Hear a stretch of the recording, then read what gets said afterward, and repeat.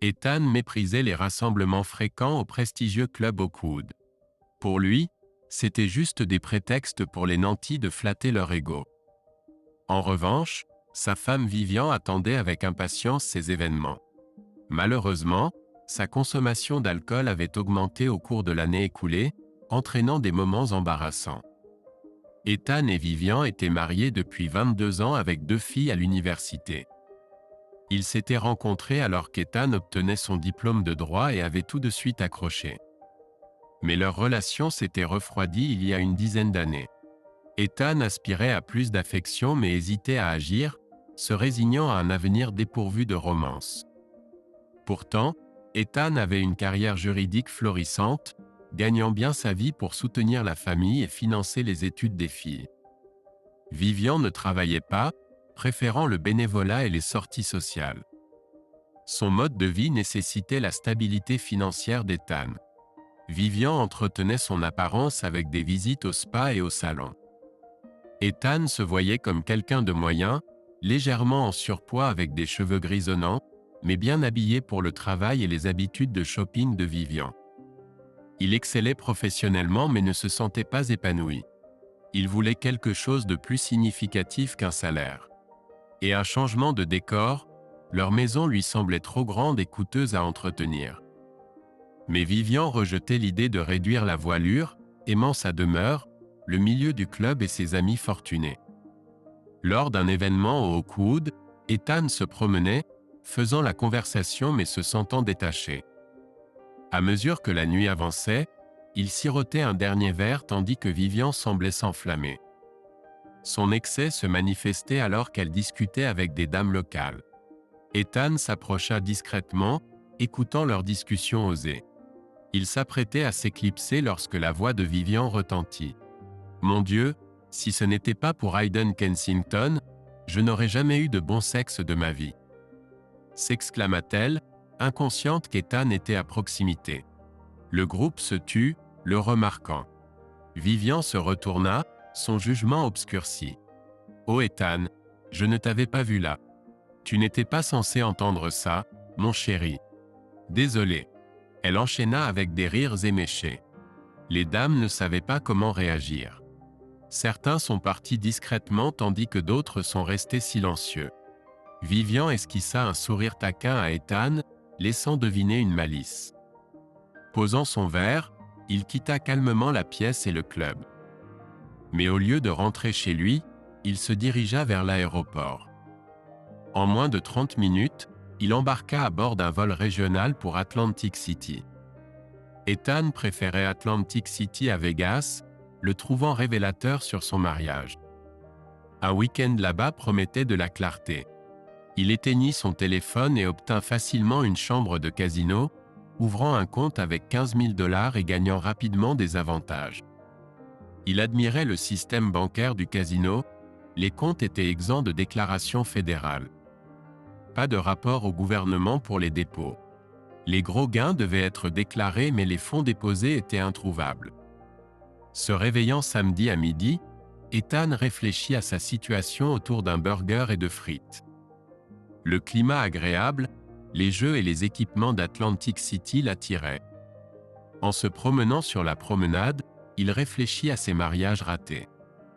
Il n'envisageait pas un divorce express, mais peut-être un jour jeter son alliance dans l'océan.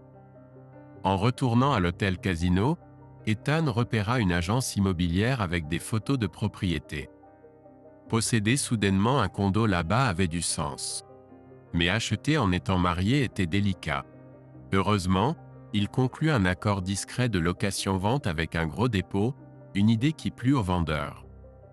Prendre en charge les finances familiales tôt dans le mariage était l'une des meilleures décisions d'Ethan. Vivian était mauvaise avec l'argent, heureuse de le laisser gérer les factures pendant qu'elle dépensait. Ce soir-là, Ethan savoura un bon dîner de fruits de mer. Avant de se coucher, il transféra 5 000 $ supplémentaires de sa visa sur le compte du casino, détestant les frais de retrait d'espèces mais les jugeant valables. Le dimanche matin, il prit un copieux petit déjeuner au restaurant du casino. Tout en sirotant son café, Il remarqua que sa serveuse avait un œil au beurre noir malgré ses tentatives pour le cacher. Elle semblait agréable, dans la quarantaine, mais son enthousiasme semblait un peu forcé, comme si elle était nouvelle. « Est-ce ton vrai nom ?» demanda Ethan, remarquant que son badge affichait Tanya. « Non, je m'appelle Lena. » Mais Tanya était la personne la plus proche qu'ils avaient pour le tag, répondit-elle. « Eh bien Lena, je vais prendre plus de café et promets un gros pourboire si tu partages l'histoire derrière ce cocard. Et si je te sers une recharge, tu laisses un pourboire plus petit, et on oublie que tu as posé la question, répliqua-t-elle. « D'accord, c'est juste. Je n'aurais pas dû m'immiscer, concéda Ethan. » Avec la clé du condo en main, Ethan partit chercher l'essentiel pour en faire un chez-soi. Le premier arrêt fut un terrain de voiture d'occasion où il attrapa une Corolla à haute kilométrage. Ça irait pour conduire localement, bien qu'il ne lui fasse pas confiance pour les longs trajets. La location était une option, mais il prévoyait des retours fréquents, donc acheter avait du sens. Pour quelques centaines de dollars, Ethan eut tout ce dont il avait besoin pour vivre de façon basique, y compris quelques vêtements. Il passa le reste de la journée à ouvrir des comptes dans divers casinos. En écrivant des chèques à chacun, l'argent disparut dans ses comptes sans laisser de traces. À la fin de la journée, il avait réparti 40 000 $ dans 3 casinos. Il consigna les transactions dans un petit carnet, montant, date, nom des casinos. C'était une chronologie de ses pertes de jeu pour le week-end, bien qu'il n'ait en réalité rien misé. Avec sa réputation de mauvais joueur de poker, des pertes à la roulette, au craps ou au blackjack seraient crédibles. Il avait 6 mois pour réunir l'apport pour le condo et ne prévoyait aucun problème. La faim se fit sentir et Ethan réalisa qu'il avait sauté le déjeuner. Au dîner, il mourait de faim. Choisissant le restaurant du casino pour le petit déjeuner, Lena était à nouveau sa serveuse. « Tu es toujours là ? Longue journée, hein ?» remarqua Ethan. « Faut que je fasse des doubles pour m'en sortir. Le loyer est plus élevé que ce que j'imaginais ici. Tu veux boire quelque chose ?» répondit-elle. Ne voulant pas être intrusif, Ethan commanda et resta léger. Lorsque Lena apporta l'addition, elle hésita. « Désolé pour mon attitude ce matin. J'ai du mal à m'adapter ici et je suis gênée par mon œil. Cadeau d'adieu de mon mari quand j'ai dit que je voulais divorcer. Espérons que c'est le dernier. Merci pour le généreux pourboire au petit déjeuner, ça aide vraiment, expliqua-t-elle, souriant tristement. » Ces paroles sont restées avec Ethan toute la soirée. Cette nuit-là, il réalisa qu'il ne pouvait pas faire grand-chose immédiatement. Il devait rentrer chez lui et régler quelques affaires avant d'avancer. Trouver un vol de retour était facile, mais il n'était pas sûr de ce qu'il ferait une fois de retour. Le lendemain matin, Lena était au dîner et Ethan eut l'une de ses tables. Lorsqu'elle apporta l'addition après le repas, Ethan s'approcha d'elle. « J'ai un petit dilemme et j'espérais que tu pourrais m'aider. Je dois partir aujourd'hui et ne reviendrai pas avant une semaine environ. J'ai besoin de quelqu'un pour garder ma maison. C'est un condo de 2 chambres, donc pas de conflit de vie. Pourrais-tu me rendre ce service ? Ce sera au moins pour quelques mois. Tu es sérieux ? demanda-t-elle. Pas d'engagement. Je déteste juste la laisser vide. Tu seras seul la plupart du temps et quand je serai là, je me ferai discret. Je te le promets, assura Ethan. En réalité, peu lui importait si quelqu'un vidait l'endroit. Mais il ne pouvait pas laisser Lena savoir cela. D'accord. Est-ce à distance de marche d'ici ? S'enquit-elle. Plutôt proche, mais je te laisse ma voiture. Assure-toi juste qu'elle soit pleine pour mon retour. Je préviendrai à l'avance. Il y a un répondeur, expliqua Ethan. Lena semblait méfiante, peut-être pensant que c'était un piège. Mais Ethan n'avait pas le temps de la convaincre du contraire. Voici la clé du condo et la clé de la voiture. La voiture est garée là-bas. Toyota Corolla bleu foncé. Voici l'adresse. Il l'écrivit sur un bout de serviette en papier et le lui tendit. Elle prit le bout de papier et les clés, toujours incertaine. Lena, aucune pression. Si tu n'es pas à l'aise, pas de souci. Je récupérerai les clés quand je reviendrai vendredi prochain, rassura Ethan. 1 heure plus tard, il était dans son vol pour rentrer chez lui. Il aurait préféré rester à Atlantic City. En passant devant la maison après avoir récupéré sa voiture du parking longue durée, la voiture de Vivian avait disparu.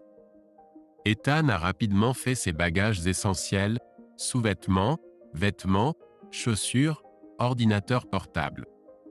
Cela a pris moins de 10 minutes.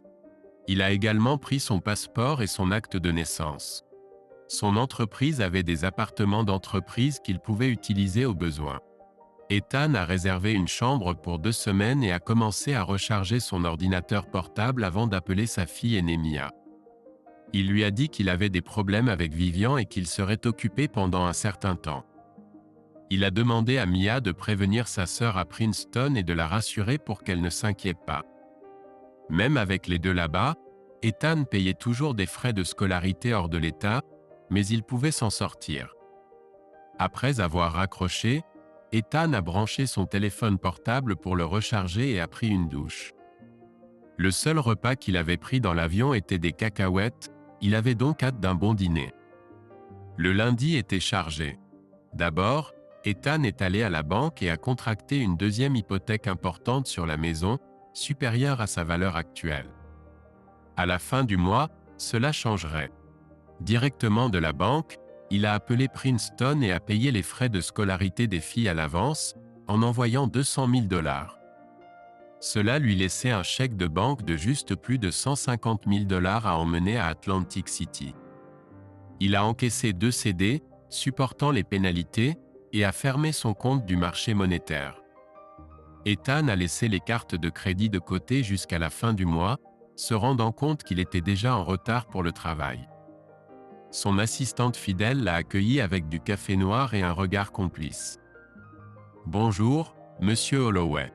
Allez-vous me mettre au courant de ce qui s'est passé au club vendredi ou dois-je juste croire les rumeurs ?»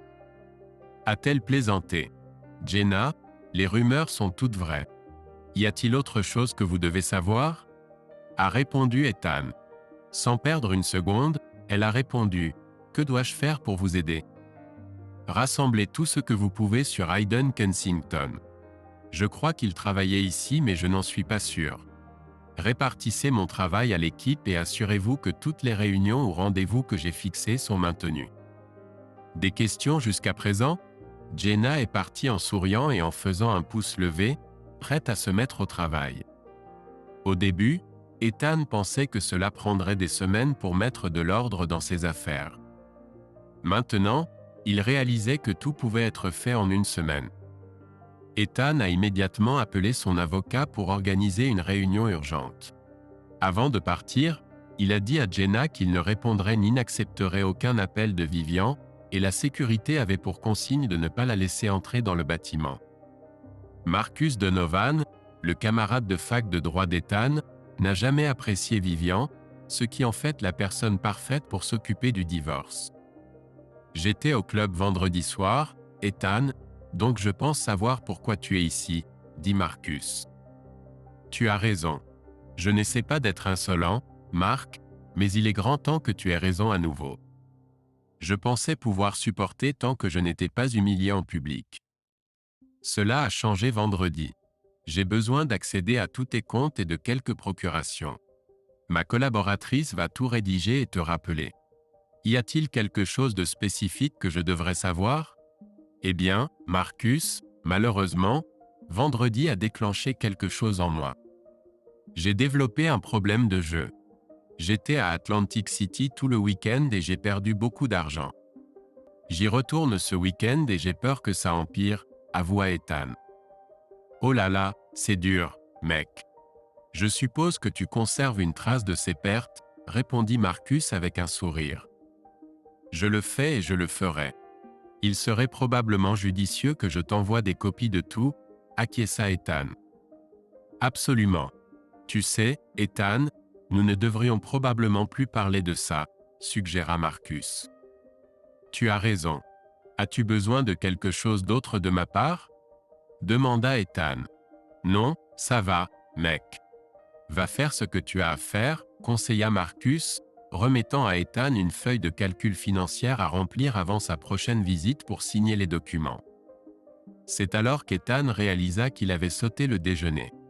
Jenna avait une fiche utile prête avec des informations sur Hayden Kensington.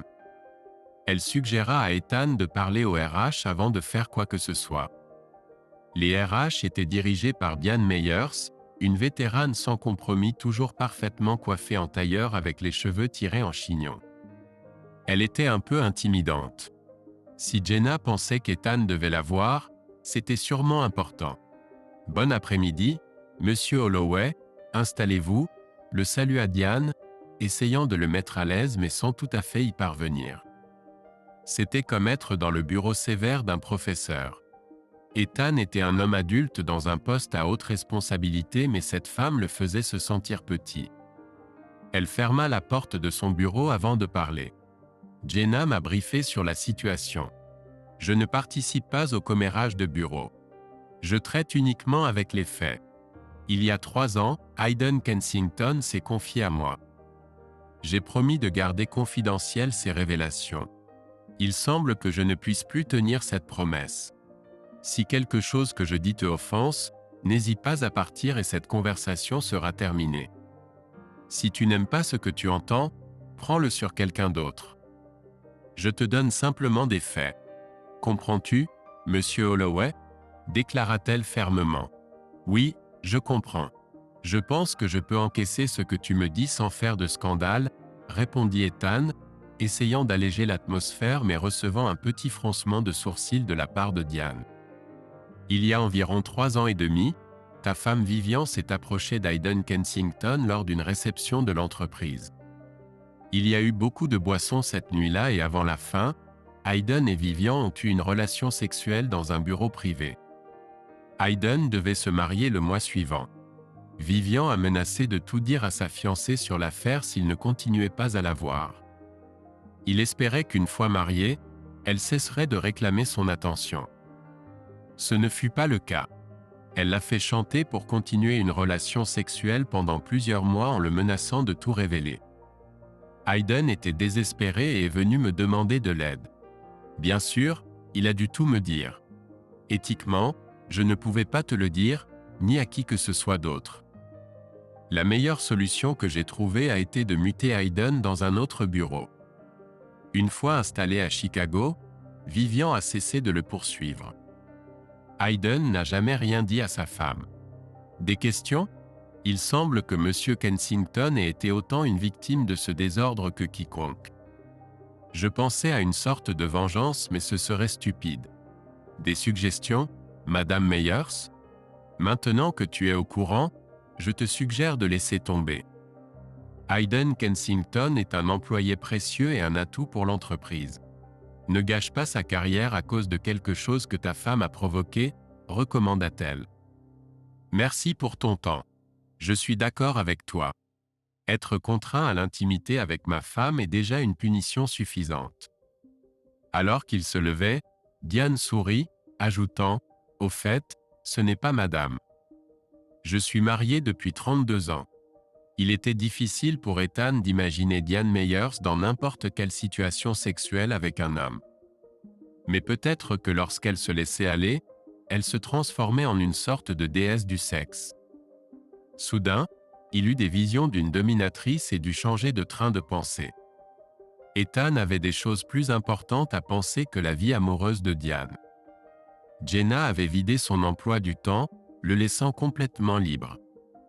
Malgré les appels répétés de Vivian insistant sur le fait qu'il n'était pas à Washington, Ethan tint bon.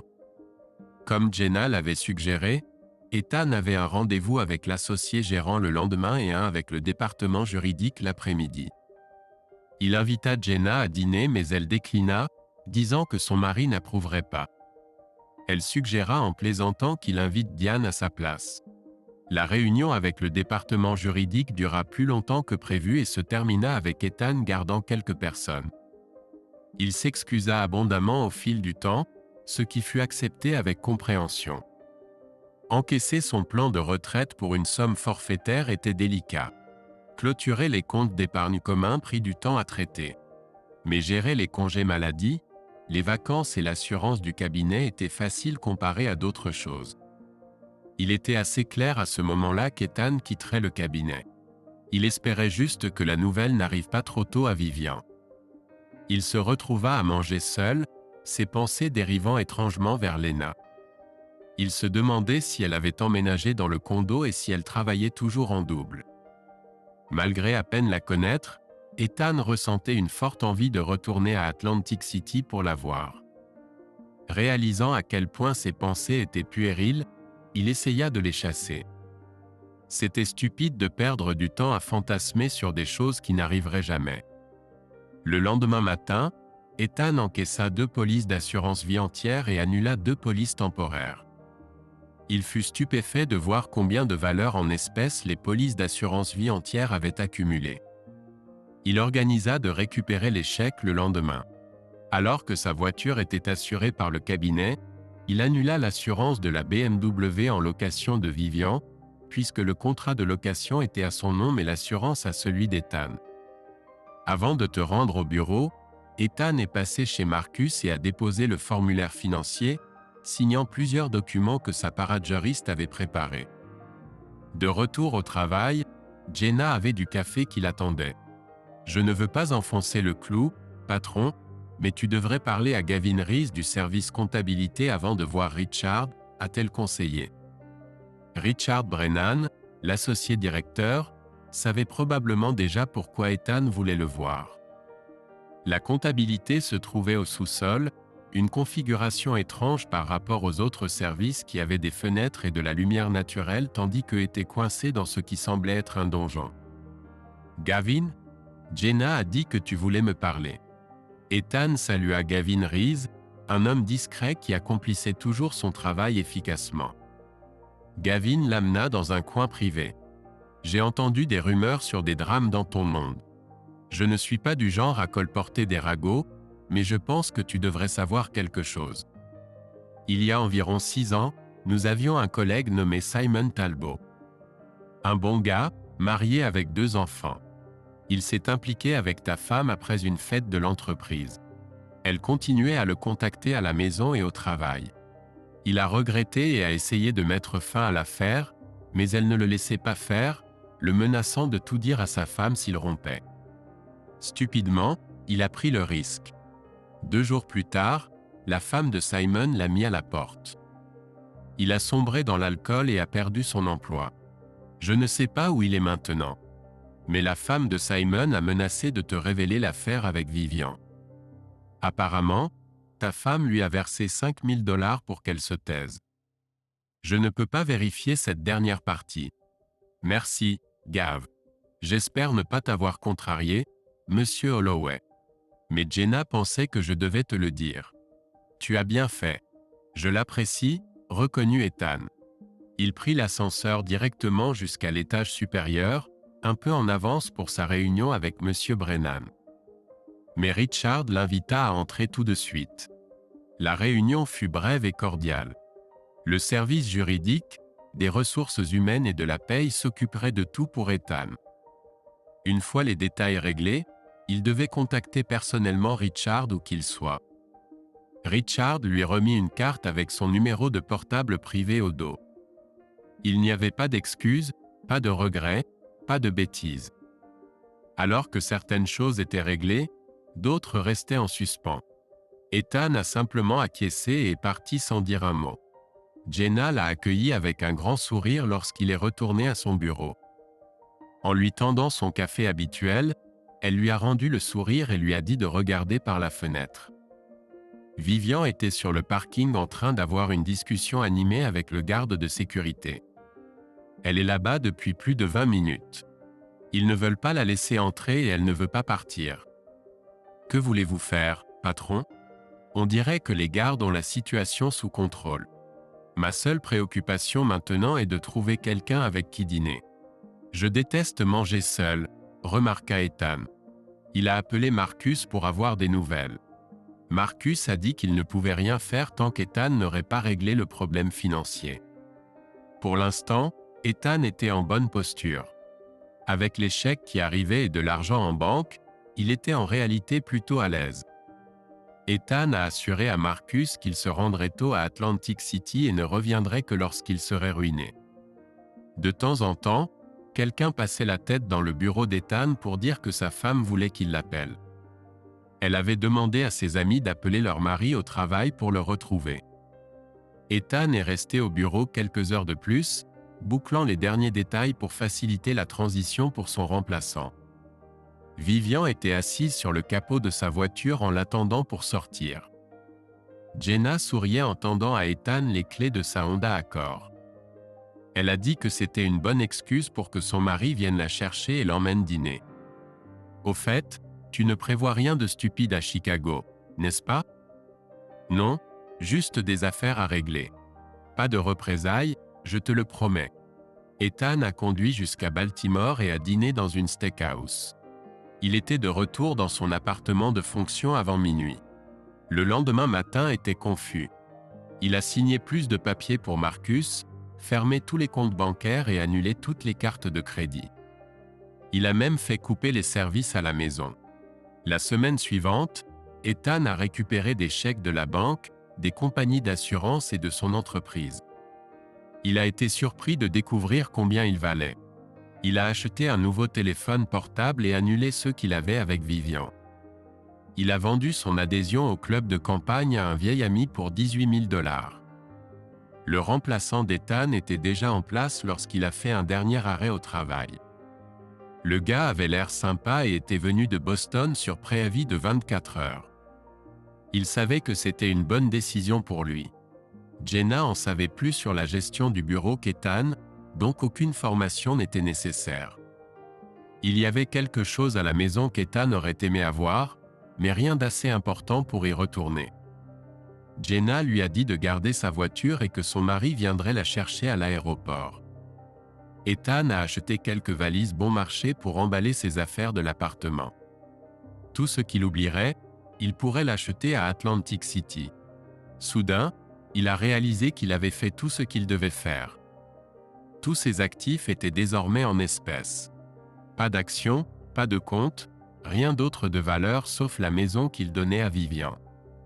AirBlue était accommodant, ils avaient des places disponibles et étaient heureux de déplacer son vol.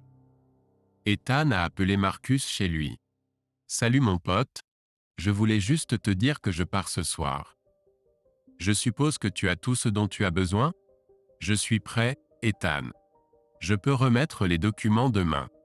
Mais j'ai toujours besoin de ces infos financières au plus vite. Autant les lui donner. Je commencerai bientôt à envoyer des preuves d'irresponsabilité financière. Fais attention, mec. Je ne veux pas qu'on ait des ennuis, ni l'un ni l'autre. Vivian va probablement engager un avocat de haut vol, peut-être de New York. Il pourrait se retirer si ça devient trop compliqué. C'est toi qui décides, Marcus. Fais de ton mieux pour moi mais garde la facture raisonnable. Je serai bientôt à court d'argent liquide, n'oublie pas ça. Une dernière chose, renseigne-toi sur un certain Simon Talbot. Il pourrait avoir besoin d'aide. Selon la situation, je pourrais être celui qui l'aide. Compris? Bon voyage et tiens-toi au courant. Ethan a appelé le condo et laissé un message disant qu'il arriverait tard cette nuit.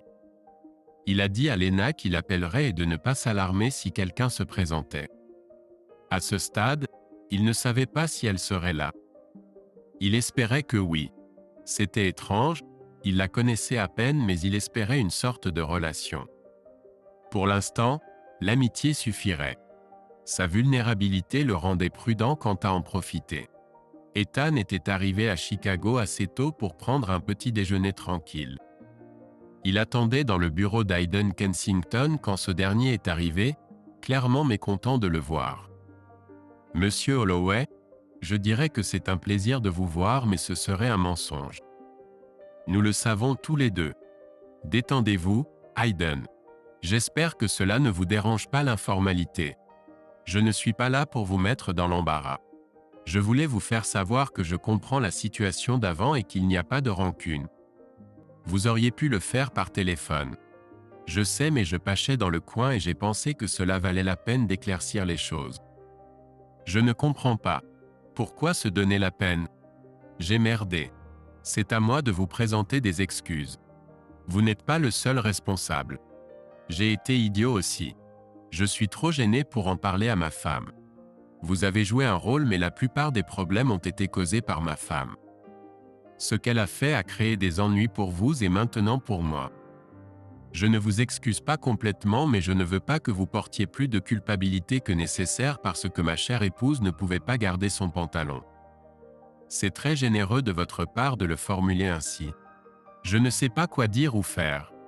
Ethan tendit à Hayden l'une des cartes de Marcus. Plus tard dans la journée, appelez mon avocat. Il pourrait avoir besoin de votre aide. Ce sera confidentiel. Il pourrait dire qu'il n'a besoin de rien. Au plus, il pourrait demander une déclaration notariée sur l'affaire. Je vous promets que cela ne remontera pas jusqu'à votre femme. Ils se serrèrent la main alors qu'Ethan se levait. Un geste étrange compte tenu de la trahison d'Hayden, mais cela semblait juste. Hayden Kensington était un homme honnête qui ne méritait pas que sa vie soit ruinée à cause d'une erreur, même répétée. Une heure plus tard, Ethan était dans son vol pour Atlantic City, se demandant où il avait mal agi. Il avait travaillé dur pour subvenir aux besoins de sa famille. Il pensait avoir bien fait son travail, mais tandis qu'il s'assurait que tout le monde était pris en charge, il avait négligé sa femme. Dans des situations comme celle-ci, nous cherchons souvent nos propres défauts. Habituellement, je trouve que je suis en faute et je peux l'accepter. Mais l'infidélité de Vivian était une trahison que je ne peux justifier ni excuser. Si elle avait été discrète, peut-être aurais-je endossé la responsabilité et laissé passer. Mais son manque de discrétion m'absout. La soirée s'est terminée sur une note positive. Lorsqu'Ethan a atterri à l'aéroport international d'Atlantic City, il a été agréablement surpris de trouver Lena l'attendant à la récupération des bagages. Elle portait un jean et une chemise Oxford bleu clair, un changement par rapport à son uniforme. Il ne s'attendait pas à ce qu'elle vienne le chercher lorsqu'il a appelé. Il voulait juste qu'elle sache qu'il arrivait. « Bonsoir, Lena. Je ne m'attendais pas à te voir. Je me suis dit que puisque j'ai ta voiture, c'était la moindre des choses que je pouvais faire. Tu ne travailles pas? Non, j'ai pu réduire grâce à ta généreuse offre. Oh, je n'étais pas généreuse. J'essayais juste de trouver un moyen d'être seule avec toi. Et que prévois-tu de faire avec moi une fois que tu m'auras seule? Je ne suis pas encore sûre. Je n'ai pas réfléchi aussi loin. Des suggestions? Alors qu'Ethan récupérait ses bagages du carrousel, il remarqua que Lena rougissait un peu. C'était un signe de recul avant de l'effrayer. Sa question taquine montrait qu'elle était assez à l'aise pour plaisanter, mais il ne voulait pas pousser plus loin. 30 minutes plus tard, ils étaient de retour dans un appartement fraîchement décoré. Il y avait de petites touches qui ne coûtaient pas cher mais rendaient l'endroit plus chaleureux. Pour remercier Lena de ses efforts pour embellir l'endroit et de l'avoir récupéré, Ethan les a traités à 2 dîners de homard. Lena semblait apprécier plus le vin que le homard. Comment se passe le divorce? Plutôt mal. Il me reste encore 3 semaines avant de pouvoir même déposer. Il faut 6 semaines pour établir la résidence. Je pensais que ce serait simple, malgré ce que tout le monde disait. J'aurais probablement été mieux loti en m'occupant de ça depuis chez moi. Pourquoi ne l'as-tu pas fait? Lena marqua une pause, poussant sa nourriture du bout de sa fourchette avant de relever les yeux. M'éloigner de Vince était plus important que divorcer. Le divorce n'est qu'un bout de papier. Ça ne va pas me protéger d'une nouvelle raclée. Je crois que j'ai utilisé le divorce comme excuse pour justifier mon départ. Peu importe où j'allais. Je devais juste partir. L'explication de Lena résonnait en Ethan. Au début, divorcer de Vivian semblait important, mais maintenant il n'en était plus si sûr. Tout ce qu'il voulait vraiment, c'était l'empêcher de profiter du mariage. À moins qu'il envisage de se remarier, ce qui n'était pas le cas, cela n'avait pas d'importance. Le reste de la soirée fut consacré à des discussions sur des choses banales comme les loisirs, les films et les livres. Lena n'avait pas d'enfant et Ethan ne demanda pas de détails. Ils dormirent dans des chambres séparées cette nuit-là. Lena était déjà partie travailler quand Ethan se réveilla. Un café frais l'attendait et c'était tout ce dont il avait besoin. Il était encore rassasié du dîner copieux. Après une douche rapide, il se mit au travail. « Marcus, comment se porte mon avocat préféré ?» Un soupir se fit entendre à l'autre bout du fil. « Pas terrible. Ethan, j'ai de mauvaises nouvelles. Promets de ne pas t'en prendre au messager ? PFF, je suis parti juste un jour. Qu'est-ce qui s'est passé ? Vivian a déclenché une tempête. Elle a découvert l'existence des comptes bancaires et tout le reste. Elle a impliqué la police et a réussi à obtenir une ordonnance restrictive pour presque tout. Tous tes comptes sont gelés, même s'ils sont vides. Tu n'as pas le droit de t'approcher d'elle ou de la maison, de prendre quoi que ce soit dans la maison, de contacter tes enfants même s'ils sont adultes. La plupart de ces mesures semblent bidons, mais cela prendra beaucoup de temps et d'argent pour démêler tout ça si tu veux te battre. Elle a même contacté la SEC au sujet de ton 401K et de tes comptes de retraite. D'une manière ou d'une autre, elle a mis le nez de l'IRS dans tes affaires. Marcus, je ne sais pas comment te le dire autrement, mais je ne veux pas me battre contre tout ça. J'en ai fini. Tu comprends ? Je te comprends parfaitement, mon pote. Juste pour que tu saches, elle a aussi engagé un détective privé pour te retrouver. Je me demande comment elle compte payer tout ça. Je ne sais pas et je m'en fiche. Souviens-toi, si les flics ou les fédéraux me demandent où tu es, je devrais le leur dire. Je ne prends pas de risque pour ma pratique, même si nous sommes amis. Je comprends, Marcus. Protège-toi. Je vais faire quelques ajustements de mon côté. Je ne t'appellerai pas pendant un moment. J'apprécie ça, mec. Eh bien, ça complique les choses. Même les meilleurs plans peuvent partir en vrille en un instant. Ethan a dû passer au plan B et il n'en avait même pas un. Son brillant stratagème de faire semblant de perdre tout son argent dans les casinos était tombé à l'eau. Il décida de ne plus appeler personne d'autre. Heureusement, Lena lui avait laissé la voiture, ce qui était un soulagement. Il ne savait pas comment elle se rendait au travail. Il se retrouva avec un petit sac de voyage rempli d'argent et de chèques. Il dut se rendre dans 6 casinos différents pour encaisser tous les chèques et les échanger contre des jetons ou du crédit. Il hésitait à se rendre aux banques de peur qu'il y ait un blocage ou une trace sur quoi que ce soit. Les casinos étaient plus qu'heureux de l'aider.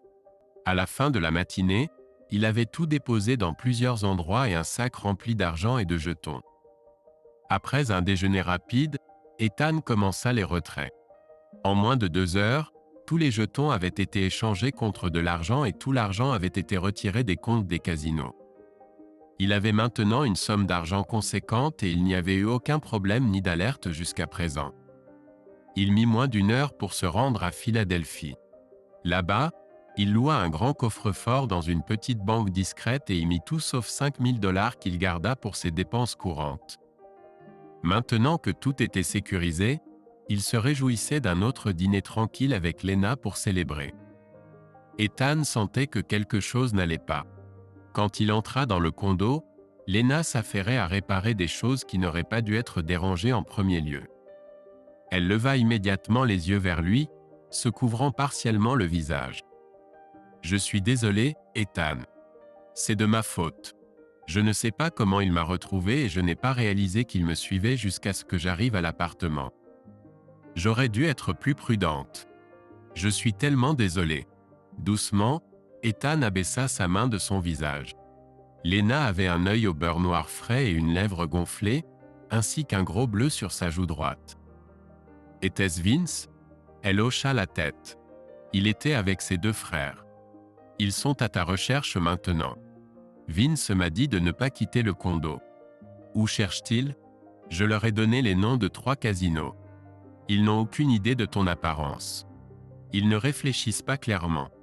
C'était évident. Ils ne pouvaient pas rester et impliquer la police n'était pas une option. Ils ont tout laissé et ont pris la direction de l'ouest, passant la nuit dans un petit motel hors des sentiers battus à Allenton. Il n'y avait qu'un lit mais Ethan était un gentleman. Il a apporté à manger dans la chambre et a acheté du maquillage pour Lena. Elle a fait de son mieux pour cacher les bleus mais ils étaient toujours visibles. Elle s'est excusée maintes et maintes fois toute la nuit. Ethan était soulagé quand elle s'est enfin endormie. Le lendemain, ils ont conduit à Pittsburgh pour acheter des vêtements et des affaires personnelles. Ethan ne savait pas quand il pourrait retourner au condo. Il avait réservé le motel d'Allenton pour 2 nuits supplémentaires. Au cours des jours suivants, Ethan et Lena ont appris à se connaître. Il n'y avait ni intimité ni commentaires suggestifs. Après seulement 3 jours, Ethan se sentait plus à l'aise avec elle qu'avec sa femme de 22 ans. Quand il ne parlait pas à Lena, il s'inquiétait de l'évolution des choses. Il avait peur de ramener Lena au condo, craignant que Vince ne la retrouve. Il avait aussi peur d'y retourner lui-même, craignant que quelqu'un ne le cherche. Mais bêtement, il avait laissé son ordinateur portable, son passeport et d'autres documents personnels au condo. Stupidement, il pensait qu'ils étaient importants et se sentait obligé de les récupérer. Vraiment stupide. Malgré le peu de temps passé avec Lena, Ethan sentait qu'il devait lui faire confiance. Ils étaient dans le même bateau en ce qui concerne leurs conjoints. As-tu déjà été au Mexique? Non, je n'y suis jamais allé. Est-ce que nous envisageons d'aller au Mexique, Ethan? Je ne suis pas sûr. Mais au cas où les choses tourneraient mal, j'ai besoin que tu fasses quelque chose pour moi. Je ne veux pas que tu aies des ennuis et je veux te protéger de Vince. Ethan, tu ne me dois rien. Tu as déjà fait bien plus que suffisant. Je me débrouillerai. Eh bien, je ne suis pas sûr de ma propre situation. J'ai beaucoup d'argent mis de côté. C'est de l'argent propre mais je le cache à ma femme. Si quelque chose m'arrive, j'ai besoin que tu récupères l'argent pour moi. Qui te cherche? Tu n'as rien dit à ce sujet. As-tu fait quelque chose d'illégal? Plusieurs agences fédérales et un détective privé me recherchent. Si cela devient sérieux, les flics locaux seront probablement impliqués aussi. Tout ce que j'essaie de faire, c'est de mettre de l'argent de côté pour ma femme. Que suis-je censé faire avec cet argent? J'y ai réfléchi. Va à Cancun et attends-moi là-bas. Utilise ce dont tu as besoin jusqu'à ce que j'arrive. Comment vas-tu me retrouver? Va au Mercado 23 prendre un café chaque matin. Je te retrouverai. C'est grand mais je te retrouverai. Quand suis-je censé faire cela? Quand tu sauras que je suis en difficulté. Pourquoi ne le faisons-nous pas maintenant? Sois patiente. Je t'emmènerai avec moi. Je préfère que nous y allions ensemble plutôt que séparément.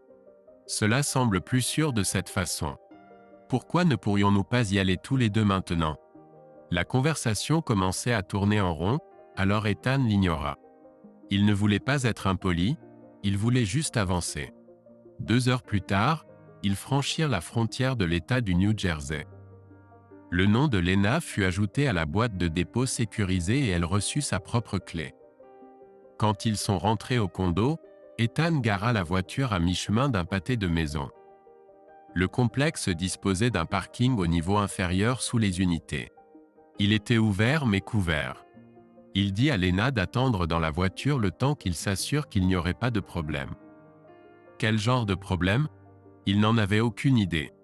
Avec la tournure des événements, tout était possible. Et cela s'est produit alors qu'il traversait le parking. Ethan Holloway, retourne-toi. C'était un petit homme, plutôt nerveux. Le long manteau en cuir qu'il portait semblait plus comique que menaçant. Il n'avait pas la prestance pour le porter. Mais le grand pistolet noir dans sa main compensait. « Est-ce que je te connais ?» Un large sourire s'étala sur son visage, comme s'il était fier de se présenter. « Je suis Nico. Ta femme m'a envoyé. »« D'accord. Que me veux-tu? » »« J'ai besoin de ta bague de mariage et de ton portefeuille. »« La bague de mariage, je comprends, mais pourquoi le portefeuille? »« Je dois faire croire à un cambriolage. »« Faire croire à un cambriolage de quoi? » Ta femme m'a engagé pour te tuer, Monsieur Holloway. J'espère qu'elle t'a payé d'avance car elle est fauchée. De quoi parles-tu? C'était la fin de leur conversation. De nulle part, 3 grands Italiens en long manteau de cuir apparurent. Ethan Holloway, nous devons te parler. C'était Vince qui parlait. Leur apparition soudaine prit Nico au dépourvu. Lorsqu'ils virent le pistolet dans sa main, les trois sortirent les leurs alors qu'Ethan enjambait la barrière en béton vers l'extérieur du parking. Nico perdit temporairement tout intérêt pour lui. Alors qu'Ethan courait le long du bâtiment vers la voiture, des coups de feu résonnaient sur les murs du garage. En levant les yeux, il vit Lena courir dans la rue et deux hommes en costume sortir d'un SUV noir de l'autre côté. Il était évident qu'ils étaient des agents fédéraux, probablement en attente de son arrivée. La fusillade lui offrait une distraction pour s'échapper. Lena et la voiture étaient introuvables. Il n'avait aucune intention de retourner dans ce condo. Peu lui importait qui avait tiré sur qui dans le parking. Il voulait juste partir. Ce qu'il savait, c'est que trois groupes différents le recherchaient pour diverses raisons. Il était clair pour lui qu'il devait se faire discret un moment. Même s'il avait plus de 4000 $ sur lui, prendre un bus pour Philadelphie pour récupérer son argent n'était pas une option. Il était trop exposé en ce moment. Ouais, chaud est le mot juste. Il essayait juste de s'éloigner d'une femme qui le trompait. Qu'est-ce qui avait mal tourné? Pourquoi sa femme essayait-elle de le faire tuer? Peut-être qu'elle ne se rendait pas compte qu'il n'y avait plus de paiement d'assurance. Il lui avait donné trop de crédit. C'était son erreur. Alors il a pris un bus pour New York. Un grand ne va pas loin dans la grosse pomme. Les premiers 1000 $ lui ont permis d'obtenir un numéro de sécurité sociale et une pièce d'identité pour pouvoir trouver un travail. Il a trouvé une petite chambre avec une salle de bain partagée et a décroché un emploi de serveur dans un restaurant tranquille. Après environ un mois, il gagnait assez pour s'en sortir et devenait plutôt bon pour servir les tables. Certains clients demandaient même à être placés dans sa section. Il n'avait pas payé ses factures de téléphone portable et il avait été coupé. De toute façon, il ne l'avait pas utilisé depuis son départ d'Atlantic City. Pour quelques dollars, il a pu mettre en place un nouveau service prépayé avec 50 minutes de communication. Il voulait appeler Lena mais il n'avait aucune idée de où elle était. Alors il a décidé d'appeler Marcus. « Salut, Marcus. C'est Ethan. Juste pour prendre des nouvelles. » Ethan, content d'avoir de tes nouvelles. Les choses sont toujours compliquées mais pas comme tu pourrais le penser. Où diable es-tu? Ça ne te regarde pas où je suis. La dernière fois qu'on a parlé, j'avais toutes sortes de personnages louches à mes trousses pour telle ou telle raison. Suis-je toujours un homme marqué? Eh bien, la plupart de ces conneries sont parties, surtout après l'arrestation de Vivian. D'après ce que je comprends, l'IRS est toujours à la recherche de leur part pour l'histoire du 401K. À part ça, les choses s'améliorent. Comment ça Vivian a été arrêté? Je pensais que toi, tu serais au courant. Tu as déjà entendu parler d'un certain Nico Russo? Ouais, je l'ai brièvement rencontré il y a environ 3 mois. Il essayait de me tuer quand nous avons été interrompus par d'autres gars qui en voulaient à ma peau. Pendant qu'ils se disputaient pour savoir qui allait m'abattre, j'ai filé par la porte de derrière. Comment il s'inscrit dans tout ça? Vivian a engagé Russo pour te tuer. Russo s'est fait sérieusement tirer dessus à Atlantic City et a tout raconté aux flics. Il a dit que Vivian l'avait arnaqué sur un contrat de 10 000 $, alors il l'a dénoncé. Croyez-le ou non, les flics ont gobé ça et l'ont inculpé. Elle est en prison en attente de son procès car elle ne peut pas payer la caution. Marcus, j'aurais peut-être pu l'aider si elle n'avait pas essayé de me faire descendre. Laisse ses parents la sortir de là, pas moi. Laisse-moi voir ce que je peux faire. Ethan, personne ne semble trop intéressé par toi en ce moment. Tu veux que je relance la procédure de divorce? Je pense qu'on a de bons motifs cette fois-ci. Autant le faire. Le divorce clarifierait les choses mais je m'en fous vraiment à ce stade. J'ai gardé tous les documents. Je pense pouvoir en réutiliser la plupart. Oh, j'ai oublié de te dire, tes enfants sont tous rentrés à la maison quand Vivian a eu des ennuis. Ils étaient inquiets au début mais ont perdu tout intérêt quand la vérité a éclaté. Ils veulent que tu les appelles pour leur dire que tu vas bien. Je les contacterai dès que possible. Comment s'est passé ton plan de blanchiment d'argent? Ça ne valait pas un clou. J'ai perdu le contrôle et la trace. Je vais essayer de m'en occuper la semaine prochaine, Marcus. Parfois, même les meilleurs plans échouent lamentablement. D'accord, reste en contact, mon pote. Encore une chose, Marcus. Est-ce que Vivian a déjà dit pourquoi elle voulait ma mort? Pas à ma connaissance. J'ai pensé que c'était pour l'assurance sans savoir que tu l'avais annulé. Ethan a pris des nouvelles des filles et tout allait bien. Elles se sentaient mieux en sachant que leurs frais de scolarité étaient payés d'avance. Elles étaient curieuses de ce qui s'était passé entre Vivian et lui, mais il n'a pas pu se résoudre à leur dire. Certaines choses devraient attendre. Il a emprunté une voiture et est parti pour Philadelphie. Le coffre-fort était vide. Elle aurait au moins pu laisser un mot. Il ne pouvait pas vraiment se plaindre puisqu'il lui avait donné la clé et l'accès. Est-elle partie à Cancun ou a-t-elle trouvé une cachette dont je ne saurais jamais rien? Il n'y avait qu'un seul moyen de le découvrir. Dans son quartier de New York, il y avait plusieurs petites agences de voyage, la plupart spécialisées dans les circuits en groupe pour des personnes ayant des intérêts similaires, aucun desquels Ethan ne correspondait. Enfin, il a trouvé un voyage vers sa ville mexicaine préférée qui avait une annulation de dernière minute qu'il pouvait saisir. C'était la première fois qu'il devait racler pour avoir assez d'argent pour quoi que ce soit. Le voyage n'était pas si cher. Il n'avait tout simplement pas autant d'argent liquide. Il se sentait mieux en sachant que quelques gars du restaurant faisaient partie du voyage. La plupart se sont inscrits pour des excursions mais Ethan avait d'autres projets. Les 2 premiers jours ont été un échec. Le Mercado 23 était plus grand qu'il ne le pensait.